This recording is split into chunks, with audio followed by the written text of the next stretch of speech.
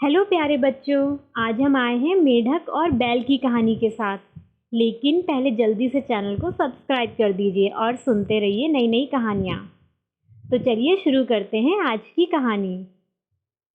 जंगल में एक तालाब में बहुत ही ज़्यादा मेढक रहा करते थे। उस तालाब में मछलियों की तादाद बहुत कम थी।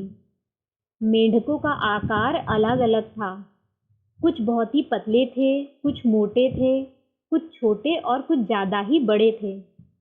पतले मेढक लंबी छलांग लगाकर चट्टानों के ऊपर तक बैठ जाते थे। छोटे मेढक छुपने में माहिर थे।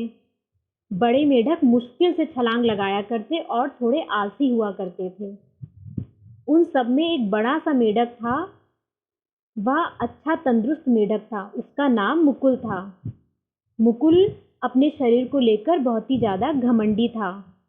उसे अपने शरीर पर बहुत ही ज़्यादा नाज था। सारे मेढक बस यही जानते थे कि उन सब में सबसे ज़्यादा बड़ा और तंदुरुस्त मुकुल ही है। उन्होंने मुकुल से बड़ा मेढक कोई नहीं देखा था। मुकुल दिन भर बैठकर सारे कीड़े मकोड़े और मक्खियों को खाया करता। मुकुल के 4 छोटे छोटे बच्चे भी थे जो अन्य बच्चों के साथ खेला करते थे। एक दिन बच्चों को शरारत सूझी और सबने सोचा कि वे सब मिलकर इस तालाब से निकलकर कहीं और जाएंगे। उन्होंने वैसा ही किया। सब निकलकर पास में भ्रमण करने लगे।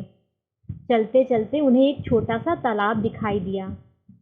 उस तालाब का पानी बहुत ही साफ था और सबने उस तालाब में डुबकी लगाई। वह सब एक दूसरे के साथ खेल रहे थे। वहाँ वे खूब मज़े कर रहे थे। तभी अचानक आसपास की चीज़ें हिलने लगीं।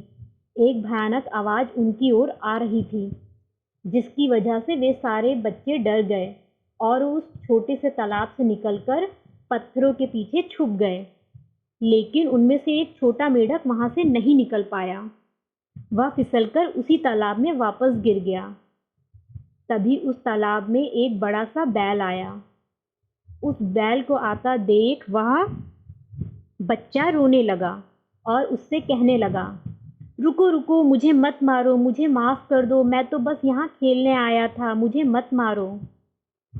उस बैल ने छोटे मेढक की बात सुनी और उससे कहा, मैं तुम्हें क्यों मारूंगा?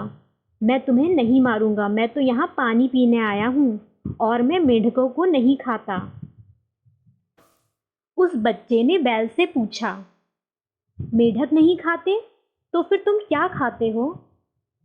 बैल ने बच्चे को जवाब दिया, मैं घास खाता हूँ, पेड़ों की पत्तियाँ खाता हूँ, लेकिन मेढक को मैं नहीं खाता, इसीलिए तुम्हें डरने की कोई ज़रूरत नहीं है। बाकी मेढक बच्चे पत्थर के पीछे छुपकर इन सब चीज़ों को देख रहे थे। जैसे ही बैल ने बच्चे से कहा कि वह मेढक नहीं खाता, तो वह सारे बच्चे निकलकर सामने आ गए। उन सब ने बैल के बारे में पूछा, तुम मेढक नहीं खाते तो यह अच्छी बात है, लेकिन ज़रा बताओ तुम्हारा शरीर इतना बड़ा कैसे हो गया? हमारा शरीर तो छोटा छोटा है, लेकिन तुम बहुत ही ज़्यादा बड़े हो। हमारे यहाँ मुकुल नाम का एक मेढक है जो हम सबसे बड़ा है, लेकिन उसका आकार तुम्हारे आकार का आधा भी नहीं है। यह बात सुनकर बैल जोर जोर से हंसने लगा और बोला, तुम मुझे देखकर सोच रहे हो कि मैं सबसे बड़ा हूँ, लेकिन ऐसा नहीं है। मुझसे भी बड़े बड़े जीव जानवर यहाँ मौजूद हैं। बैल ने उन बच्चों को ढेर सारी बातें बताई और वह सारे के सारे मेढक उस बैल की बातें सुनकर चकित थे। बैल ने बच्चों को हाथी के बारे में बताया। पूरी बात होते होते रात हो चली थी, इसीलिए बैल और मेढक सब अपने अपने घर वापस लौट गए। बच्चों ने सारी बातें मुकुल को बताई। मुकुल यह सुनकर यह बात मानने को तैयार ही नहीं था कि उससे भी बड़ा कोई हो सकता है। लेकिन उसके बाकी दोस्त यह जानते थे कि बाहर की दुनिया में और भी बड़े बड़े जीव जानवर रहते हैं। मुकुल ने खुद को बड़ा बताने के लिए अपने शरीर में हवा भरनी शुरू करी।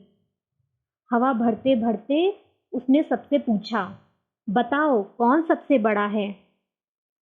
सबने उसे समझाने की कोशिश की कि ऐसा करने से कुछ भी नहीं होगा। फिर मुकुल ने और सांस भरी, जिससे कि उसका शरीर थोड़ा सा और फूल गया। उसने फिर से वही सवाल पूछा, बताओ सबसे बड़ा कौन है? सबने उसे समझाने की कोशिश की कि ऐसा करने से वह खुद को नुकसान पहुंचा रहा है, लेकिन मुकुल सुनने को तैयार ही नहीं था।